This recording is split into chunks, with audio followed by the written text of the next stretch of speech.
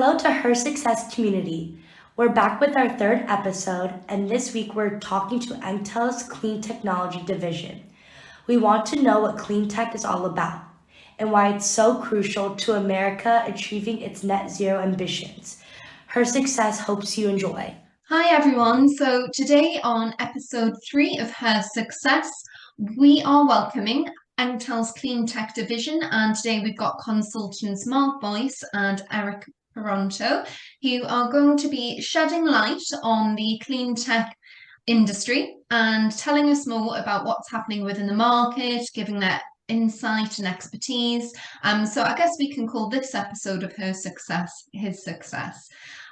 So welcome, Mark. Welcome, Eric. It's great to have you on the show today. Yeah, thank you for Thanks for having having us. us.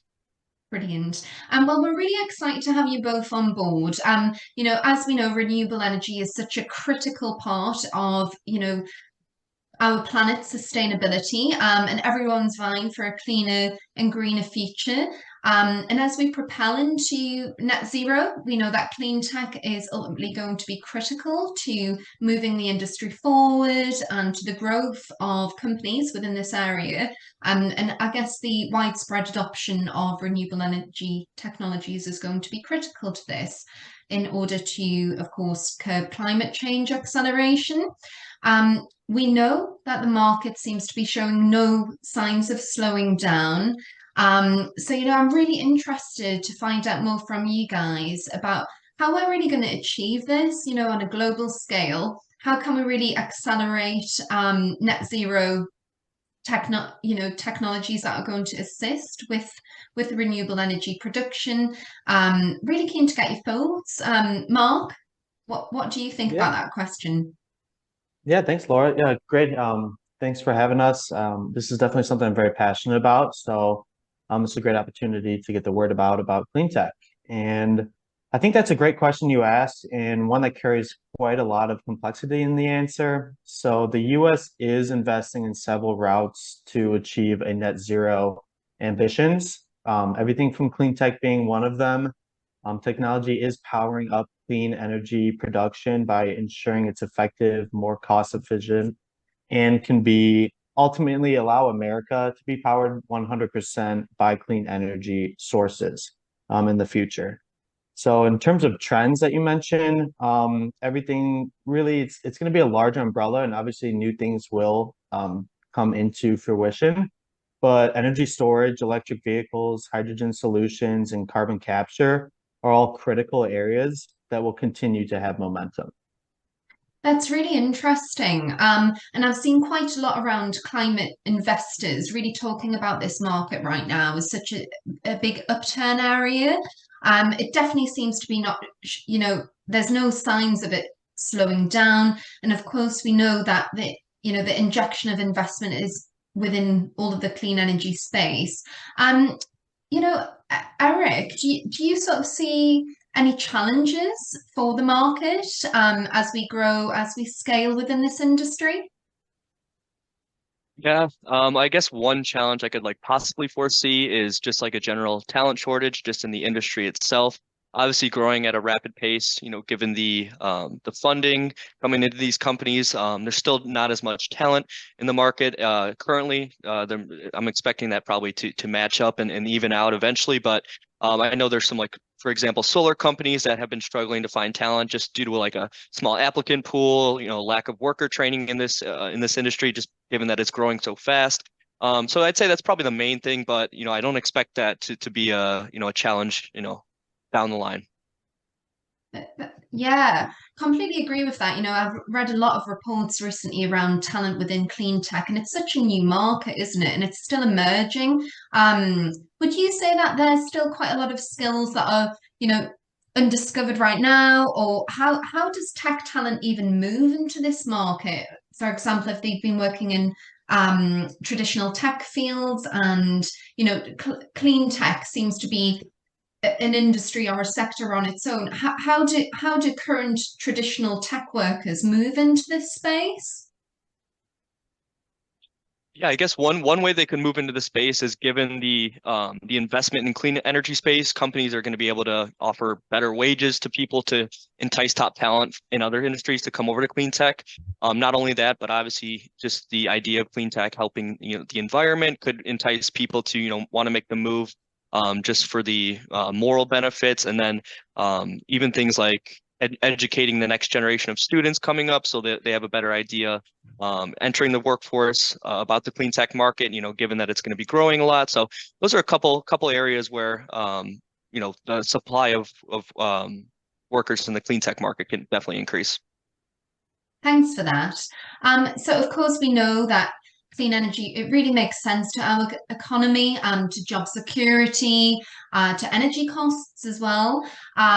Which is why so many communities across the world are embracing clean energy and renewable energy overall. I'm really interested to find out more about your positions. Of course, clean tech is one of the areas within Engtal that we've launched, given the fact that we've had so much interest from clean tech companies to work with us, and we've now extended that into a full service provision, which is really exciting. So how do you guys help clean tech companies? What is your role? Mark, I'll let you lead on that. Yeah, so if you're familiar with Engtal, we are a engineering talent recruitment company.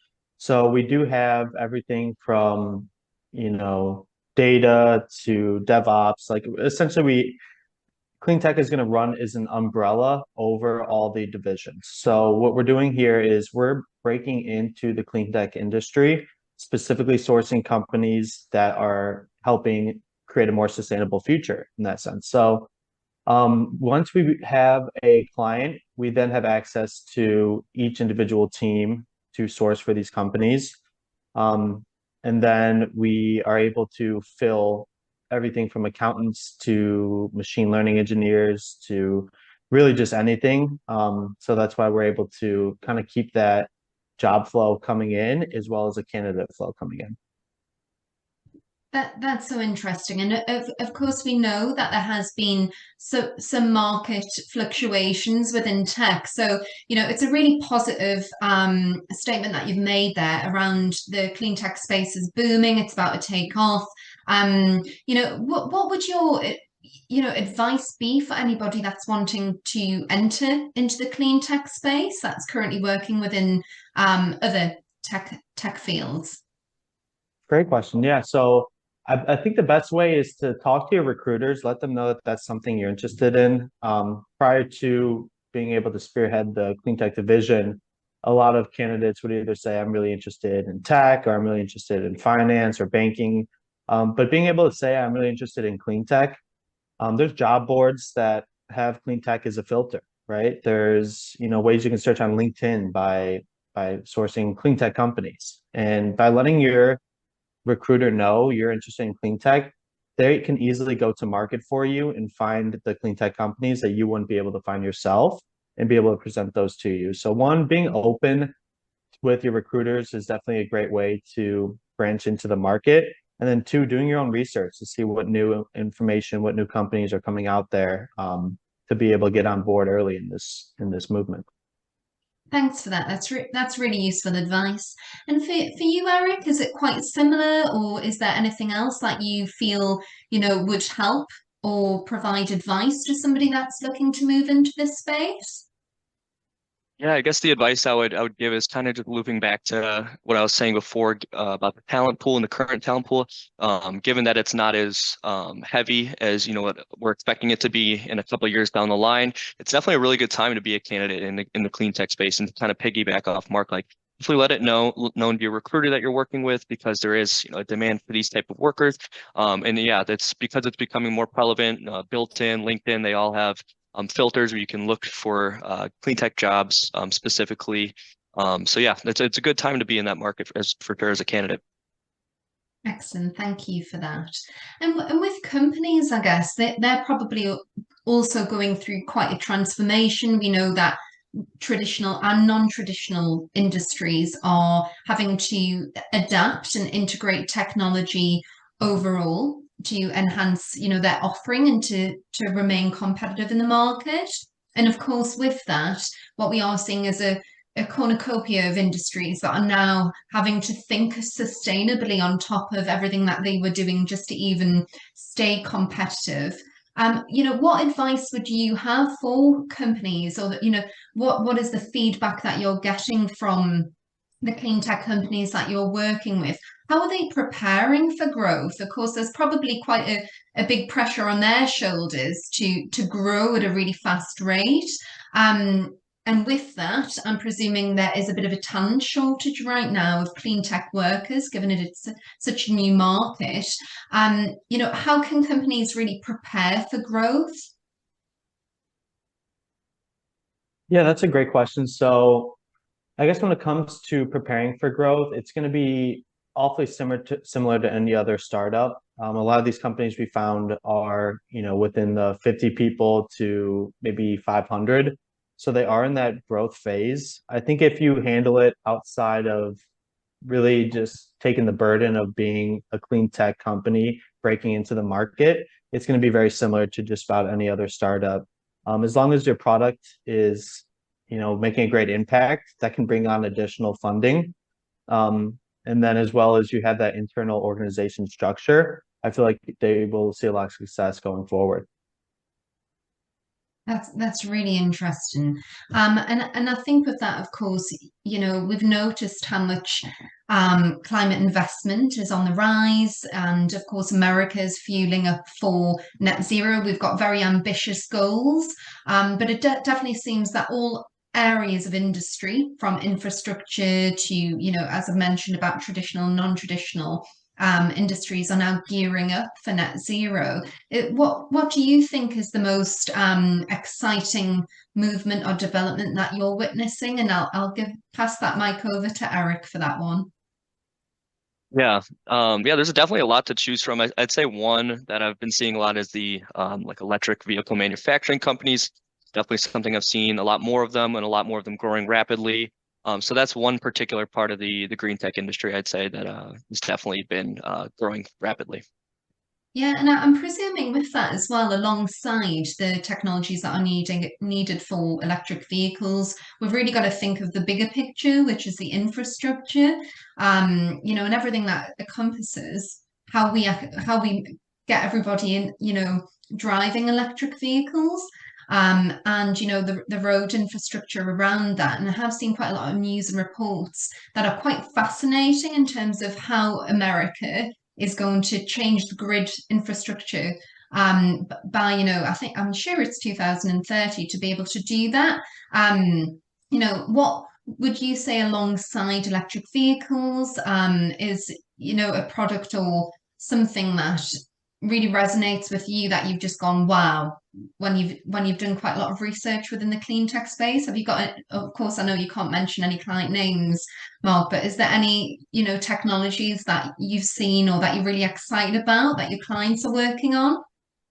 Yeah, so I've actually found it's been really interesting that if you find a company that's trying to automate greenhouse, gardens, make gardens, that's one product that can really help the environment. And then you think of what's the next step of, large automated greenhouse environment? Well, it's transportation of those goods. So how do we make that, energy efficient? How do we make that, sustainable? Well, there's another company that makes that journey sustainable. And then there's just companies, if you follow a career or not career, excuse me, the product line, you will find new startups within that product line that are impacting our climate and creating a net zero America, as we're trying to do at this point. So it's really been something you find just going through your own research, talking to one company, talking to the other company, and seeing how everyone is aligned in making a more sustainable future. Yeah, absolutely. The ingenuity is just out of this world, isn't it? I think I seen a client the other day that create 3D mesh systems for coral beds. And that really helps the coral to grow again when it's in sort of like that dead space within the reef. And I just thought that was absolutely amazing that these technologies now exist, that we can use, 3D plastics and metals to help nature. So that was one that I was really, really mind blown by. But it's just such an exciting space, isn't it? And every day you come across another startup that's thought about something that, is an issue or is, I guess, harming the planet, and that tech can really turn things around, which is really exciting and a positive use of, the tech that humans are building, which is really, really exciting. So I know you guys have, provided advice for clients and companies, but is there anything else as we close off the podcast today that you really wanted to get across on the show? Personally, I'm just really excited about the market, kind of echoing what you said, every day, doing a little bit more research on it, just finding new ideas and new companies, all individually helping the environment and the world kind of in a different way. So it's just a really cool market, and it's good to see that there's going to be a lot more jobs and a lot more companies coming up that are doing, their own cool thing. I think a great way that we can really go all in and try to get to 100% carbon zero is by doing all this together, right? If a client is in clean tech, let us know they're looking for clean tech candidates. Let us know what they're looking for, because we can work as a branch of their company to get their name out. And when we talk to candidates, if they're looking for that clean tech company, we can be that bridge to get everyone together and actually bond and to make this actually work. So if we can all get in on this together, if we can get the clients to be more open about working with recruiters to get their name out, and if we can get candidates to, actually let recruiters know that they're looking for a clean tech company, it's just going to expedite the process here and get us closer to zero net carbon or 100% free. Absolutely. And I know that's what you guys do. You build out clean tech teams. So I know that you don't just specialize in one particular vertical. You're looking at the full company and how we can assist long term. And that's really what Mark and, Eric, I know what you guys are all about. You work with clients to really understand, what their business is, what their product is, what their pressures are, their challenges, and assessing the talent that they need right now, but longer term too, to be able to really identify how we help these, how we help these companies grow. And I can really feel the passion, from you both that, this really matters. And I really think that this is such a purpose-driven service that we're offering, and we're really helping America to get to their net, to hit these goals. And you're absolutely right, it's such a collective mission now, isn't it? It's absolutely critical. And it might sound a bit cliche, but there isn't, that we don't have planet B. So for everybody to really get on board and see this as a critical move, I think you can start to see that. Of course, lots of companies are now moving to become B Corps and really considering their carbon footprint and reducing their emissions. And although I guess that it has been something that companies have talked about, it's now putting it into practice because we have to in a regulatory sense as well. It's just so important to do that, and hope that we can be the generation that does actually get to net zero, and we do manage to make a mark to turn things around. Absolutely. Well, it's been great to have you both on the show today. Really exciting what you guys are doing. If you are a clean tech company, or you are currently working in clean technology, or you would like to find out more about how you can connect with our clients that are in this space, please feel free to reach out to Mark and Eric on LinkedIn, and they'll be happy to answer any of your questions. And thank you again for listening to episode 3 of HerSuccess. Thanks, Laura. Thanks both. There's no planet B. It was great to have the Engtal's clean tech team featured this week, and how they're supporting innovative companies grow in the clean industry by connecting expert clean tech talent. HerSuccess is sponsored by Engtal, a leading U.S. provider in clean technology and engineering staffing solutions. Thanks for listening. We release a new episode weekly, so stay tuned.